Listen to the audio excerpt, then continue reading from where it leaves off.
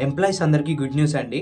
Recent గా మనకి government of India అనేది కొత్త లేబర్ రిఫార్మ్స్ అనేది తీసుకొచ్చింది. ఇంతకుముందు మనం ఏదైనా కంపెనీలో గానీ ఆర్గనైజేషన్స్ లో వర్క్ చేస్తున్నట్టయితే ఆఫర్ లెటర్ అనేది కంపల్సరీగా ఇవ్వాలని ఏం లేదు. కానీ November 21 నుంచి కంపల్సరీ ఏదైనా ఆర్గనైజేషన్ లో మీరు వర్క్ చేసినట్లయితే కంపల్సరీ ఎంప్లాయీస్ కి ఆఫర్ లెటర్ అనేది ఇవ్వాలి. అండ్ సెకండ్ వన్ వచ్చేసి గవర్నమెంట్ అండ్ ప్రైవేట్ ఎంప్లాయీస్ మాత్రమే మనకి పిఎఫ్ గానీ ఈఎస్ఐ గానీ ఇన్సూరెన్స్ గానీ ఉండేవి. కానీ ఇప్పటి నుంచి మనకి ఈవెన్ మీరు స్విగ్గీ జొమాటోలో వర్క్ చేసినా కానీ మీకు కంపల్సరీ ఆ కంపెనీ అనేది ఆర్గనైజేషన్ అనేది పిఎఫ్ గానీ ఇన్సూరెన్స్ అనేది కంపల్సరీ ప్రొవైడ్ చేయాలి. అండ్ థర్డ్ వన్ వచ్చేసి ఇంతకుముందు మనకి సాలరీస్ వచ్చేసి ఒక ఫిక్స్డ్ డేట్ అనేది లేదు ఎంప్లాయీస్ కి. November 21 నుంచి స్పెషల్లీ ఫర్ ఐటీ ఎంప్లాయీస్ కి 7th లోపు సాలరీ అనేది క్రెడిట్ అవ్వాలి.